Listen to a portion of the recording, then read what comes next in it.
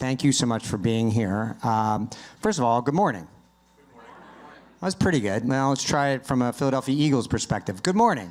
Good morning. All right. So who here has seen this map before? Raise your hand. Okay, pretty decent percentage. This is why I get called the media cartographer. This is a map that I started making about 5 years ago. This is what it looked like 5 years ago. This is it today, 5 years ago. And there are a couple of things to, first of all, this is just based on math. It's not my opinion. This is based on the market valuations of the 140 so companies on this map. I also dig into the earnings reports of all the 100+ public companies on this map every single quarter, quarter after quarter. So while I do add color to my insights, they're very rarely simply opinions. They're based on math. They're based on data. They're based on facts that are absolutely demonstrably provable. And so when we have arguments over whether or not YouTube is television, it really helps to put your feelings aside and focus on the data and the facts, because otherwise we get lost in opinion, and that can be troublesome. So let's just look at the facts over the last 5 years. So this is the first map in August of 2020. This is the map today. And what you can find is that as then, this was not a prediction of something to come. This was not a prognostication of what was about to be. This was a statement of fact. Big tech had taken over media. This was as true then as it is today. Let me give you a little bit of demonstration. Who here has a smartphone? Okay, who here has an Apple smartphone? Who here has an Android smartphone with green bubbles? Who here has something other than one of those two phones? 100% of the smartphone market is controlled by just two companies. That was as true back then as it is today. Big tech has overtaken media. Who here has a smartphone? Who here is the smartphone the first thing they touch in the morning? Be honest. Who here is a smartphone the last thing they touch at night? Sorry for your significant others. So whether or not you're watching a piece of video or reading a Substack newsletter like mine, Media, War, and Peace, which you can subscribe to on your phone right now, I'll wait. Whether or not you're reading it on a computer or watching a piece of video on that smartphone is now the remote control of your life. 100% of consumers who use that remote control to control their suite of all services, not just media, health. I got here on an Uber, I ordered it on my smartphone. I'll also pay for it with my Zelle through my smartphone. Who here has a banking app on their smartphone? Who here read the terms and conditions before they installed that banking app? Okay, good luck with that. So these two companies now are, Apple and Alphabet, are now in control of the remote controls of all suites of services, media and otherwise, on the planet Earth.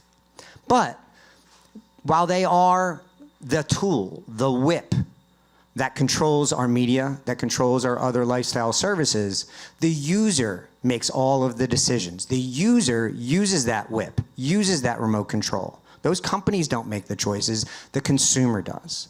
And so we have left the top-down gatekeeper era. We left it 5 years ago, actually 6 years ago now, this fall, when Disney went direct to consumers, throwing out their entire business model without thinking about it, and all of the other horsemen of the media apocalypse charged after them down Netflix's rabbit hole and gave all of the choice, all of the power direct to the consumer. So we are no longer in the last era. And by the way, we left it 5, 6 years ago. We are now in the user-centric era. The user-centric era is about letting the consumer dictate the trends, agreeing that we are in service of our audiences, not the other way around. Broadcast television was a push medium. We are now in an interchange. We are now in a medium where community is the dominant force, and I'll talk more about that later. But the way that you survive in the user-centric era, and the way that you do more than survive, but also thrive and succeed and win, is to agree to the terms of the user-centric era, understand that they are now in control, and then understand who the fuck your audience is. By the way, my YouTube videos always have curse words. So as we were talking about, and Christian talked about this, these are the demographics, right? Demographics don't change. The 18 to 49 demographic will always be the 18 to 49 demographic. But as Christian so eloquently put, those demographic terms were determined and defined in an era that was defined by the television season. And the television season is based on the school year, and the school year is based on the farming calendar. So if you're still using vanity metrics from the last era, you might as well go out and buy a plow and grow some hay. So right now, the world's population is almost 2/3 under the age of 40.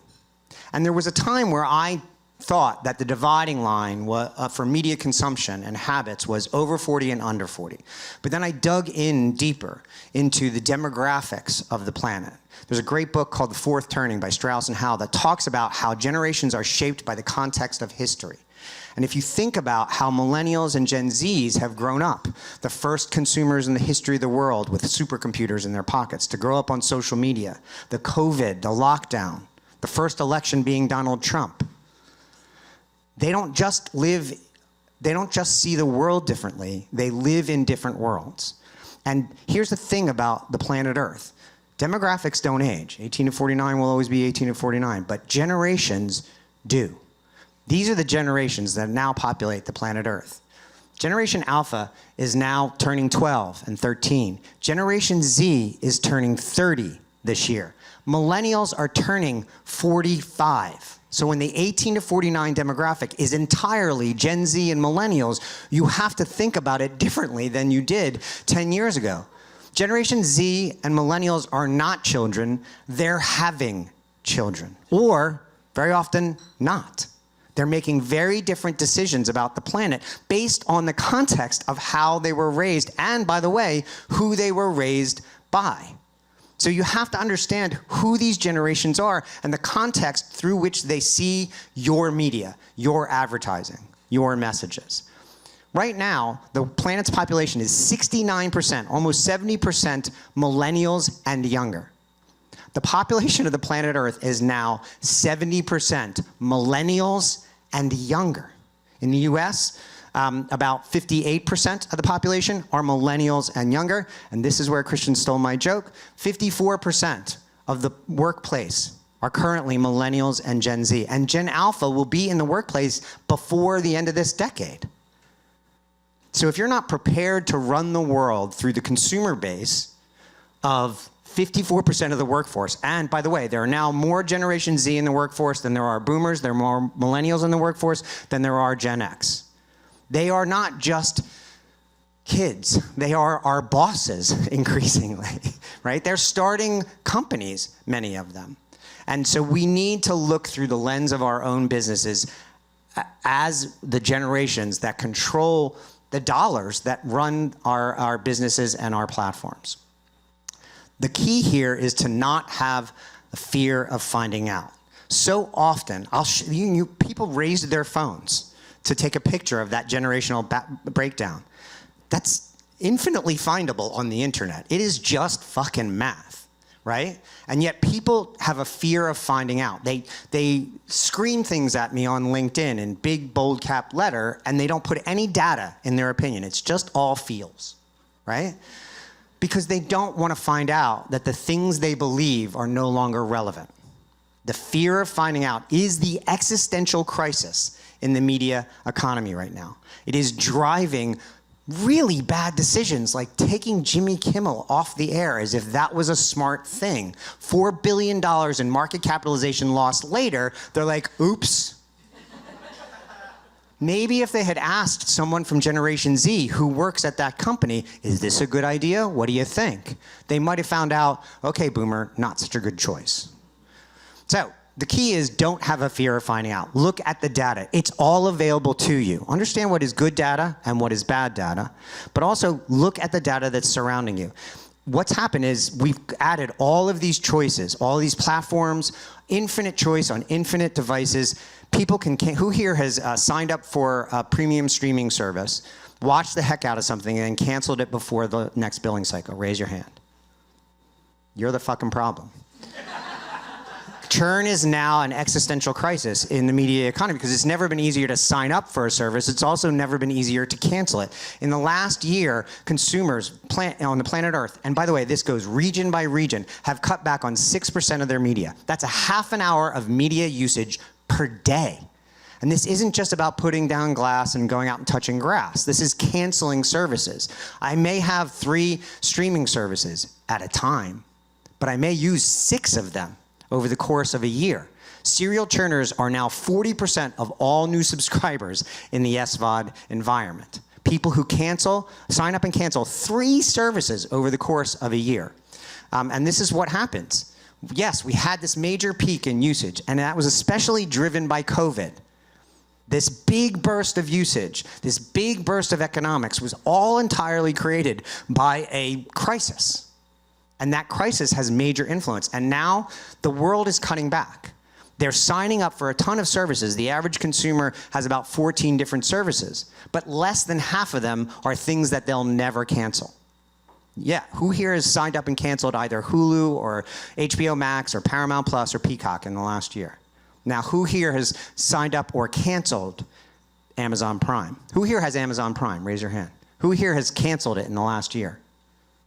2 people out of 100, right? By the way, I canceled it last fall because Jeff Bezos is a dickhead. Prove me wrong. I don't miss it at all.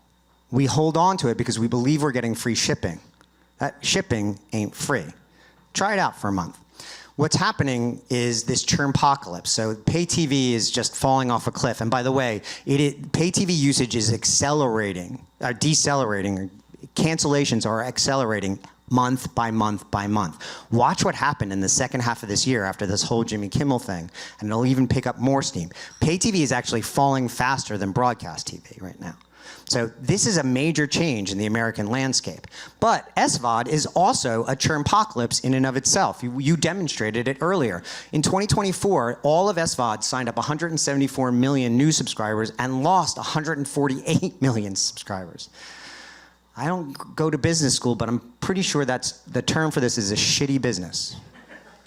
The remarketing, the costs of remarketing, the cost of content to keep people happy, this is a major crisis. And this is also why premium streaming is not necessarily the best advertising environment. Even if you can get an ad in one of the pieces of content, which is not always that easy, do you know that audience is going to be around for more than 30 days? So you may get a little bit of reach, but you're not going to get any frequency. This is Nielsen's chart for the first quarter of 2025. They say that 72% of all television or all video on TV is ad-supported, right? This is from ComScore, a thing I did last year. 86% of all ads on the television are in pay TV and broadcast. And what the media universe has convinced itself is, well, linear television and pay TV and broadcast still are relevant. No, and I'll show you why. This is the top 10 television shows in 1975, right? My favorite show of all time, All in the Family. 500 million people reached with just the top 10 television shows. If you're wondering how Don Draper could drink at work, this explains it. This is the top 10 television shows in March of this year. The top 10 television shows now don't reach the #1 audience. Just one show. And by the way, this was 22 weeks average. This was not the special episode after the Super Bowl. This was when it was live on the television. Now, you're getting 8 million people in a television show, not even getting the total of the top show then. And look at these shows. Look at them. This is the same 6 to 8 million old motherfuckers watching those 86% of those ads on television and pay TV. It's the same audience over and over and over, and they're getting older and older. The average demographic of this audience is dead 5 years. Most of this audience is watching because the television's still on and they fell asleep 2 hours ago. So this is what television represents. So yes, 86% of ads are seen on pay TV and broadcast because it's the same people over and over and over again. And this is from Innovid, a study. 80% of the campaigns that you're going to run on connected television are missing the mark. because the data is not terrific and because the targeting is really, really shitty. Some of it is okay. Pay TV, you get good addressable advertising there, you get deterministic data, but a lot of the rest of streaming and FAST and all these other platforms, it's not very targeted and it's wasteful, 80% wasteful. Now, look at what the television landscape looks like today. This is July. Dennis had more accurate information than I did, but this is July. As you can see that YouTube is now bigger than all of the rest of television. By the way, it's bigger than all of Disney combined, all of NBC Universal combined. It's as big as Paramount and Fox combined, and bigger than Disco Brothers, or whatever they're called this month, and Paramount Skydance combined, right? And then, by the way, 28% of it is other. So this is great data, Nielsen. Thanks so much. When you look at Netflix and YouTube side by side, Netflix's viewership is plateaued. And this is territory by territory across the planet Earth. Meanwhile, YouTube takes up a bigger and bigger share almost every single month. You know, August, they dipped a little bit down to 13.1%, but then they had the first NFL game on YouTube in September. I imagine that percentage will go back up again. So Netflix is a very powerful platform, but only 22% of it allows for advertising, and how much of that is actually reaching the intended audience that you're thinking of. YouTube is now almost as big of all broadcasts combined. By this time next year, YouTube will be bigger than all of broadcast combined, right? FAST is actually pretty big. It's almost combined. If you take all FAST together, it's almost as big as Netflix. But the data is terrible. It's atrocious. And when you talk to the publishers and the OEMs in that ecosystem, you're like, why can't we have more transparency? They're like, oh. That's a great answer. So when you think about how you're targeting things here, think about the waste in broadcast and pay, think about the lack of necessarily targeting on these platforms, and then you look at YouTube as another alternative. And by the way, YouTube is television. If it's watched on the TV, it is TV. 73% of YouTube content, viewing time, is on content 30 minutes or longer. If you're watching Frontline or PBS NewsHour or Joe Rogan or Alex Cooper on YouTube for an hour or more, it's television. But to Dennis's point, 98% of all YouTube, there are 4.6 million channels on YouTube. The top two deciles, the top two chunks, which is about 1 million channels, get 98% of viewership. And that feels like a tilted monolith to a certain extent. But, as we said, it's almost 1 million channels. So, and that 1 million channels rotates in and out on an ongoing basis. So what are the 3 most important words in real estate? The 3 most important words in television advertising are fragmentation, fragmentation, fragmentation. These are the new rules. This is the new landscape. This is going to be harder than when Don Draper was buying stuff and drinking scotch. And if you're not okay with a fragmented world, if you're not okay doing all of the homework all of the time, this may not be the business for you. That's okay. Go sell refrigerators or something. But if you want to work in this industry and you can do the homework and you can pay attention to the data, then you can win in this environment. But you have to know what the rules are and you have to pay attention to the data itself. There are 2 different ecosystems of media consumption on the planet Earth right now. They are very distinctive and they are completely separate. There are a couple of connection points, but for the most part, millennials and younger have one ecosystem, and Gen X and older have another ecosystem, each of them educated by the way they were raised. So if you grew up with a supercomputer in your pocket and all your friends on social media, you see the world through one lens. If you grew up with linear television, when it was on the TV, then that's how your perspective is framed. And you can see this in all of the data. So Netflix and younger, magazines and older. Look at the median age of primetime television. Look at the median age of cable news. By the way, there are 2 different areas where these 2 ecosystems cross and intersect. They are on Netflix and in podcasting. Those are the only 2 places I've seen where the 2 ecosystems kind of have a connective point. But these are 2 different media ecosystems, and it doesn't matter what country you're in or what platform you look at, I'm telling you, the data continues to prove this. So this is pay TV usage by age. Look at the drop-off. Where does it happen? 49, millennials and younger. This is local news usage by television or streaming. Look at where the big leap is and look at where the big drop is. Millennials and younger, Gen Xers and older. And this is the proof point of how generations age and influence the entire ecosystem. Millennials are now turning 45, right? They are now the big chunk of adults on the planet Earth, and homeowners and consumers and breadwinners. And so what happens is now most people get their news from social media. More people get their news from social media than any other source on the planet Earth. And that's the influence of millennials turning 45 and Gen Zers turning 30. Now when you look at specific usage, and this is streaming use on television only. This is GWI. This is a rather large sample size. I think this is 10,000 consumers in the US. You can see that for 16 to 24-year-olds, YouTube is now the biggest streaming platform on Earth. Fractionally, but still bigger than Netflix, bigger than Hulu, bigger than Disney. And by the way, the first time you get to a traditional media player is here at Warner Brothers Discovery. But to look at the influence of the generation shift, this is 25 to 34. Netflix pops up to number one. Oh, by the way, really quickly, YouTube, YouTube, YouTube. So add them together, and then suddenly YouTube is even more dominant than this initial number here. YouTube falls to number 2 with 25 to 34-year-olds, but again, YouTube, YouTube, YouTube. You got to add up all the numbers. Netflix pops up to number 1 for 35-year-olds, but YouTube, YouTube, YouTube. And even for 55 plus, YouTube falls to number 3, but then when you add the kids and you add the premium, suddenly they are still a dominant force. So yes, YouTube is the number 1 channel for Gen Zers and younger.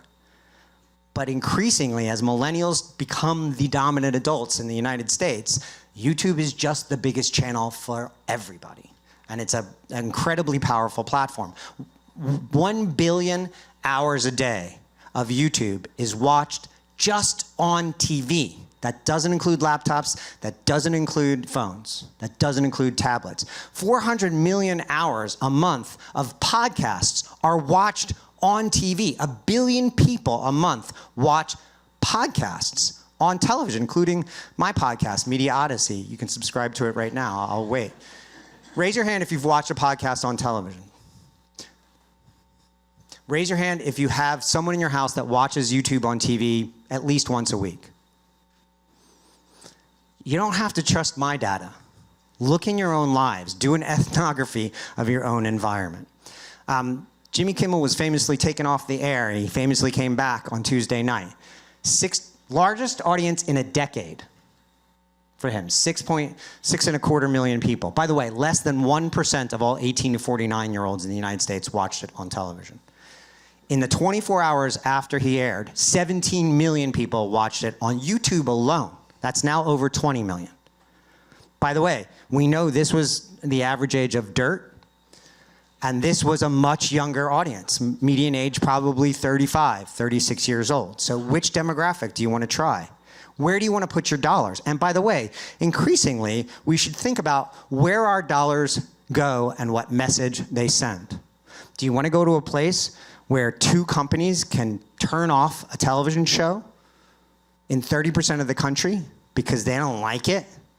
Or, more importantly, because they have business in front of the FCC and they're trying to please a very certain someone? Or do you want to go somewhere where the audience and the artists get to talk to each other directly without those types of filters? Where you spend your money matters. Where you spend your money sends a message. So, creators are now the new Hollywood. They are now the center of cultural currency on the planet Earth. We know this because Joe Rogan decided the last election, and then 2 weeks later, Jake Paul broke Netflix by slapping an old man around a boxing ring. Right? They are now the center of cultural currency, not just for younger people, but especially for consumers under the age of 40. That's why Fast is doing everything they can to get creators on their platform. That's why Sony hired a head of creators. That's why Netflix, despite the fact that Ted Sarandos comes out and says to you, well, YouTube is just for wasting time, and then he goes and hires every YouTuber he can find. Right? That's why Mr. Beast got $100 million from Amazon. That's why Kill Tony was on Netflix. That's why everybody's rushing to put a creator inside their platform right now. This is a great example of how we are leaving the creator economy behind. We are leaving mainstream media behind, and we are coming to the intersection of both of them. Creators and publishers need to coexist in this new affinity economy, as I like to call it, and Christian blew my joke for me. But the concept is, when you embrace both ecosystems, millennials and younger, and Xers and older, you totally win. This is Inoxtag, who's the Mr. Beast of France. He made a documentary about him climbing Mount Everest. YouTube brought it to Cannes Film Festival. They premiered it in theaters, and then the next day, they put it on YouTube, right? 10 million people watched it on YouTube in one day. 300,000 people bought tickets to see it in theaters in France alone. This is the intersection of both media economies. This is an example of a creator leaping from one ecosystem to the next. Another one is Angel Studios. This is Angel Studios. Does anybody here know what Angel Studios is? Angel Studios is a studio, an independent film studio that focuses on values-based content. They do not greenlight a film that their fans don't approve of. They put entire greenlight power in the hands of the consumer. How do you get from the crowdfunding investment model to the guild community-based model? You empower, you actually do not greenlight films or projects that your members, the people who pay to subscribe and join your platform, they have to greenlight everything. Am I getting that correct? Yes. The Angel Guild is a group of 1.5 million plus people. Wow.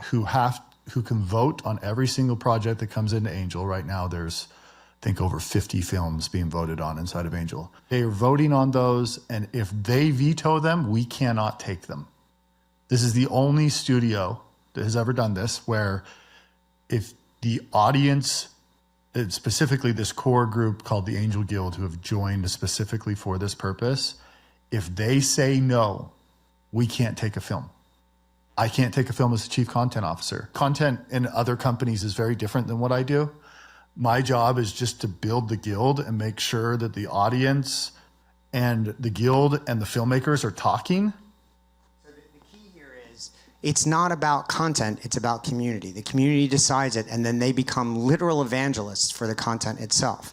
And by the way, when we talk about changing the KPIs from the vanity metrics of the past and moving them into the affinity economy, this is what I mean. Angel Studios is the second only to A24 in total box office over the last 3 years, but they did a fraction of the number of films of A24. They have the highest per release box office average in all of independent film on the planet Earth. This is how you measure passion. This is how you measure affinity. It is based on a community-based model that turns out and embraces and loves not just the films, but the company itself. Brands need to take a lesson from this. It is very provably true. Yes, creators are the new Hollywood, but the rules of Hollywood are changing.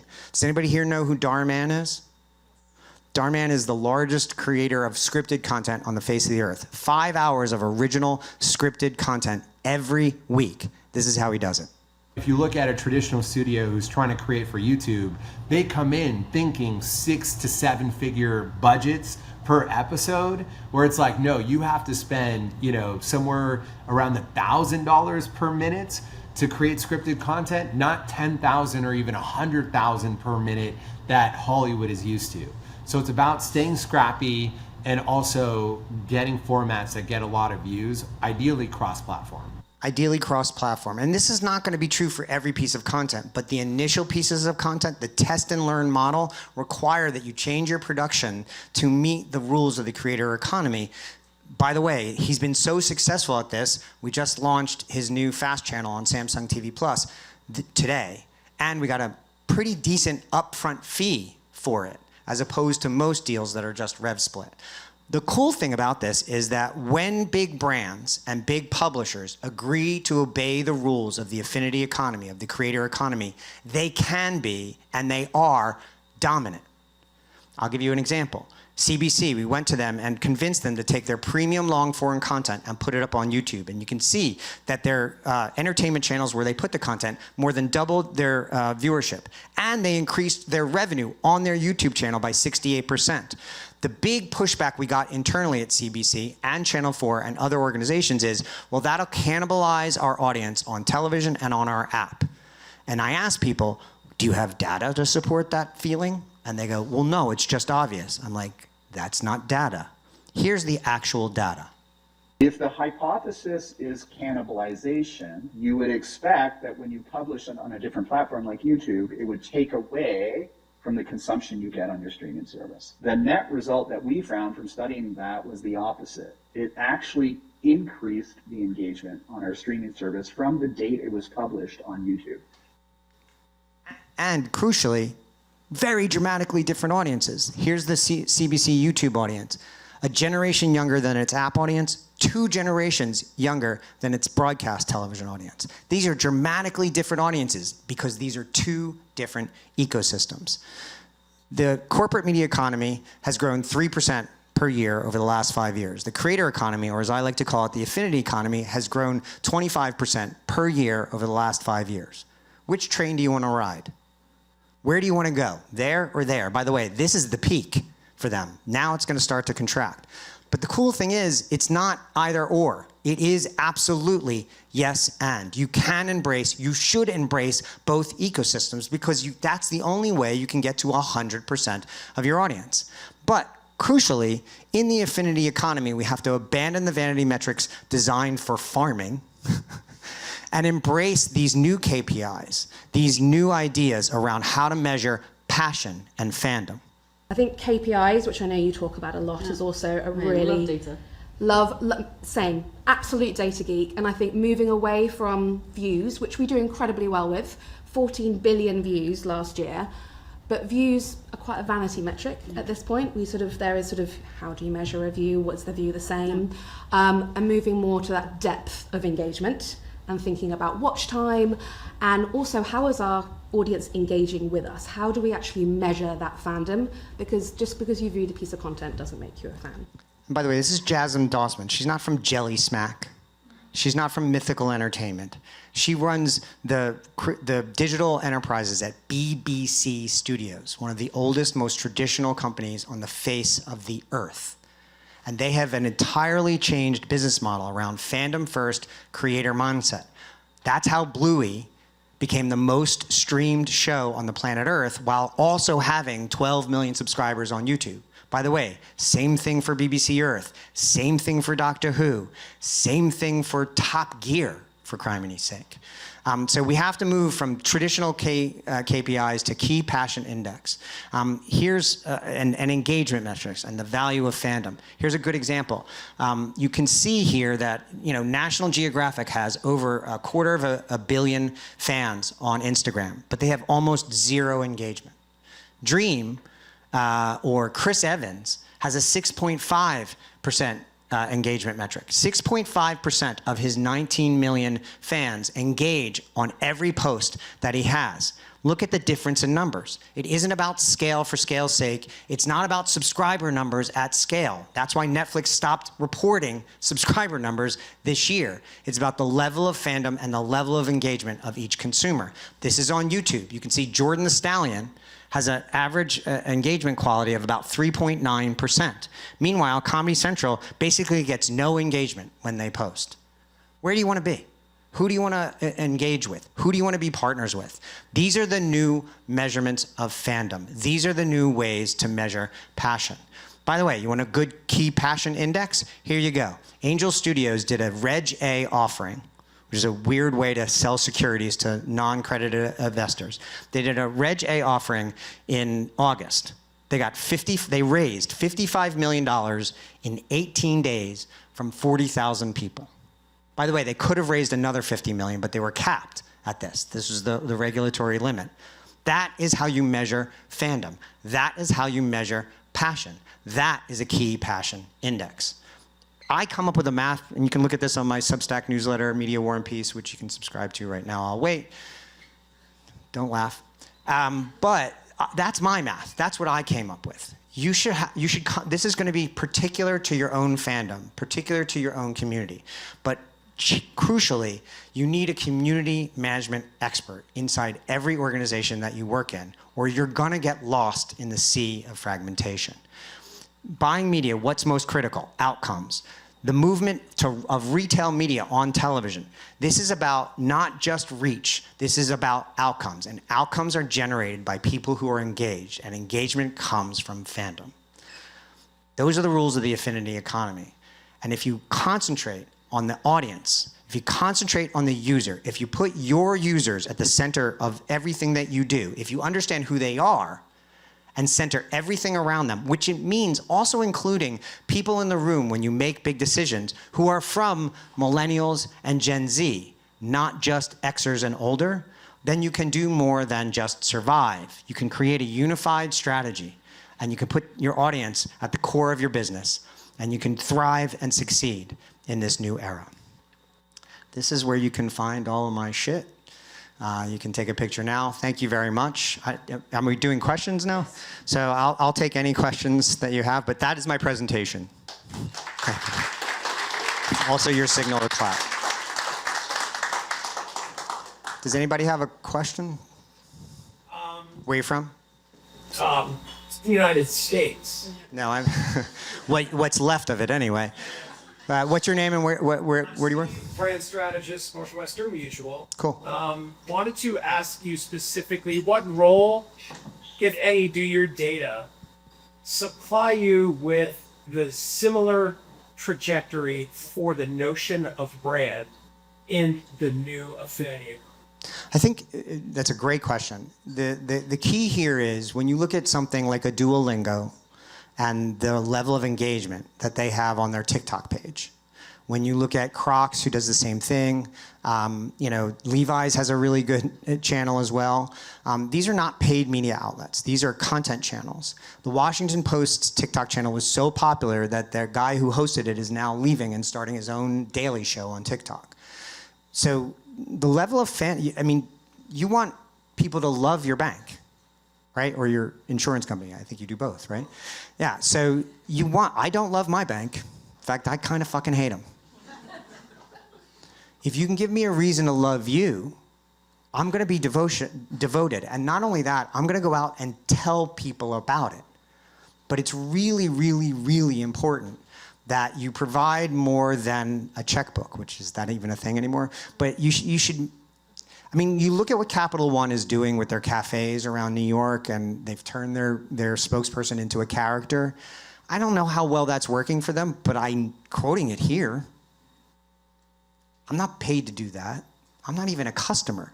So I do think this translates precisely over. I'm wearing a brand on my t-shirt right now, but I wear other brands as well. I have a cat t-shirt, the Caterpillar company. I wear this great brand called Ice Cream that I really, really love. So there are other brands that are very, very successful at this. People love Netflix, which is why they don't cancel, even though they probably should, right?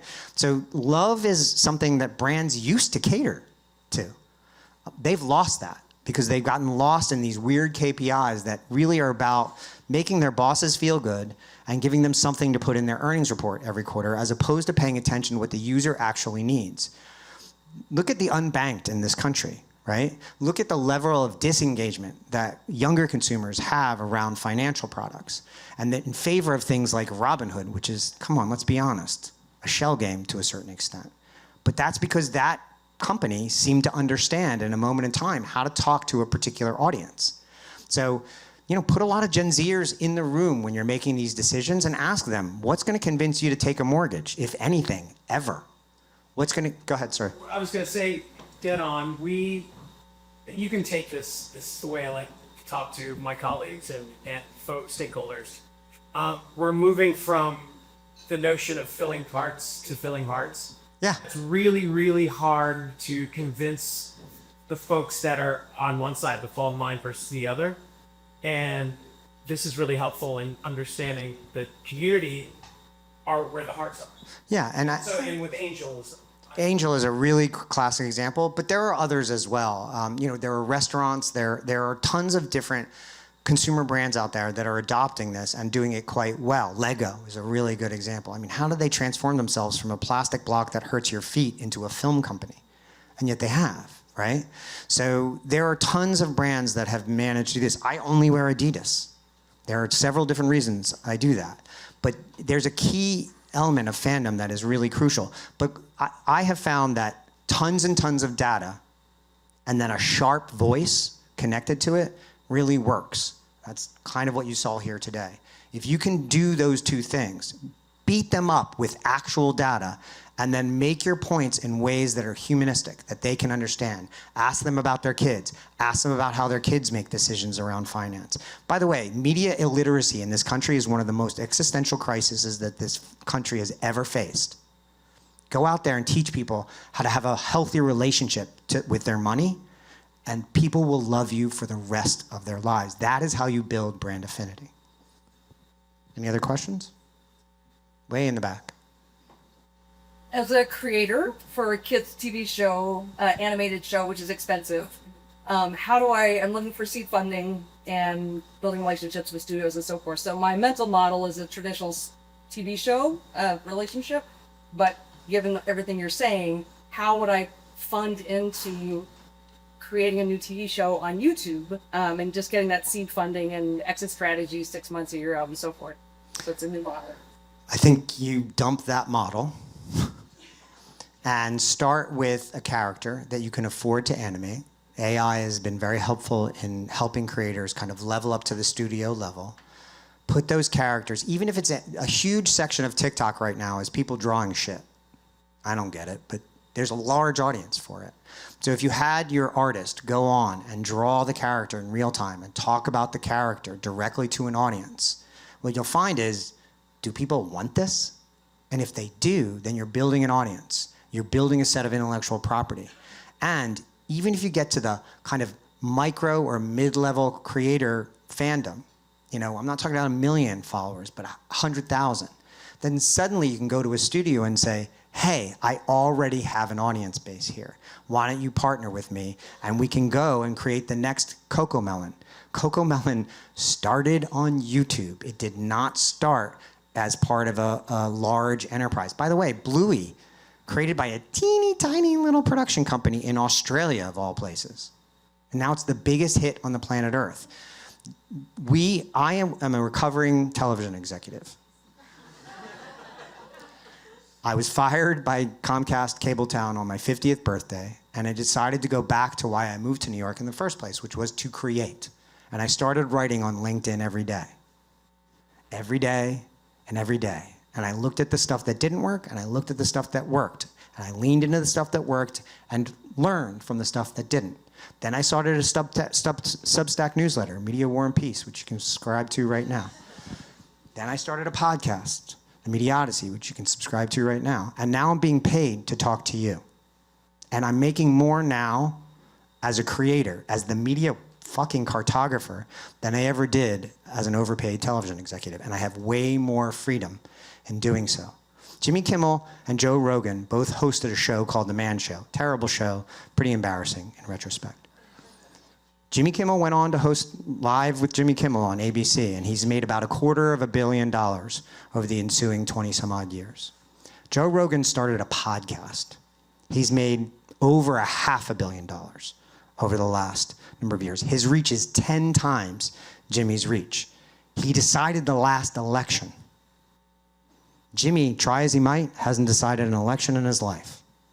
So the creator economy, the affinity economy, is substantially more powerful and frankly more freeing for an artist than the gatekeeper economy ever will be. Greenlight yourself. Figure out how to do it, and you'll never have to answer to those motherfuckers again. Any other questions?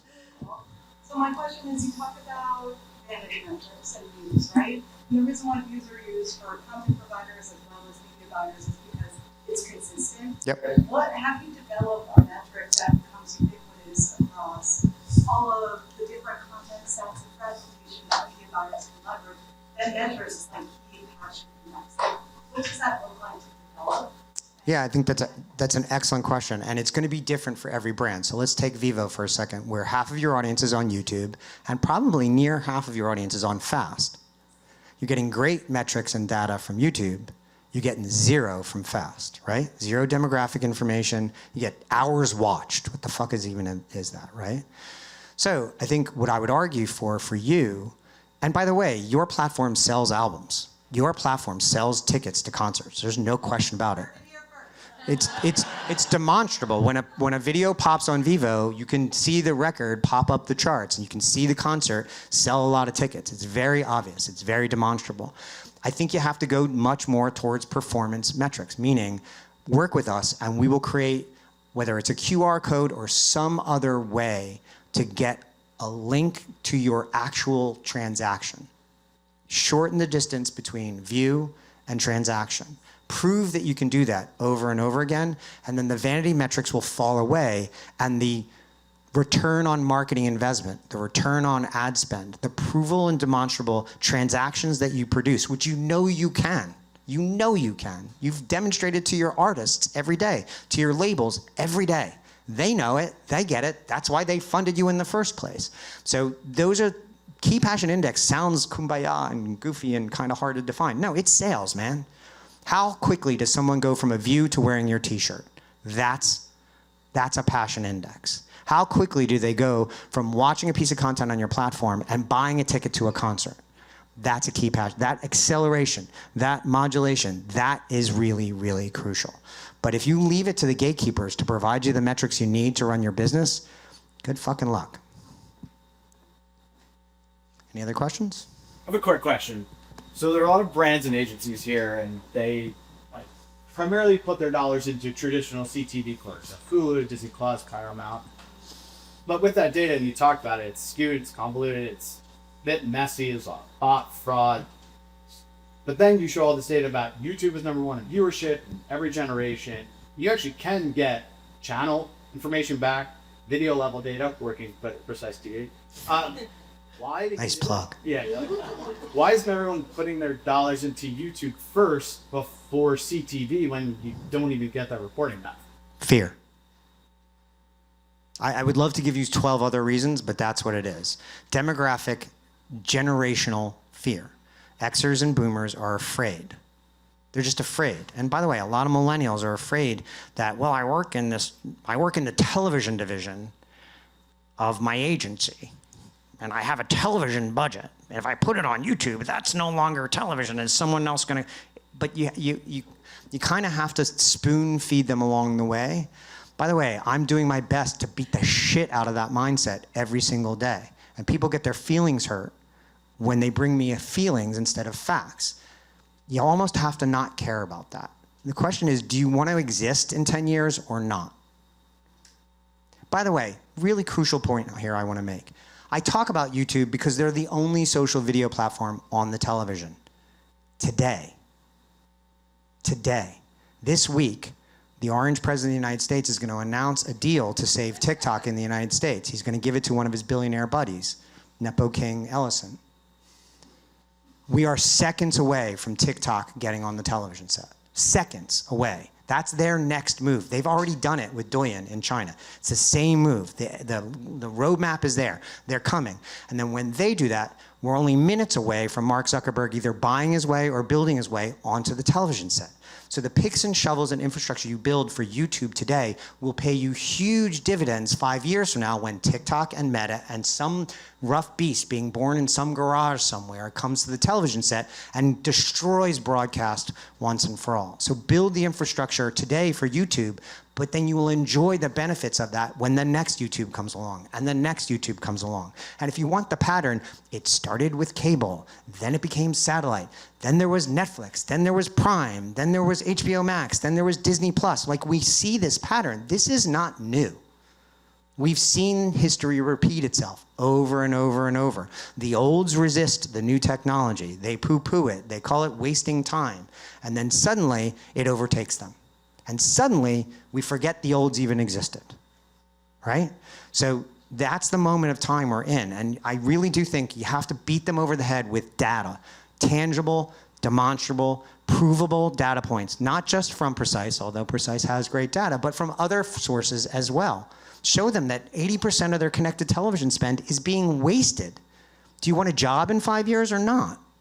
And you have to put it in those very specific, stark terms, because that's all anybody understands right now. Everybody's looking over their shoulder waiting to be fired. Everybody in the media ecosystem, except me, because I have no boss. Well, I do, but she's not here right now, so I have no boss.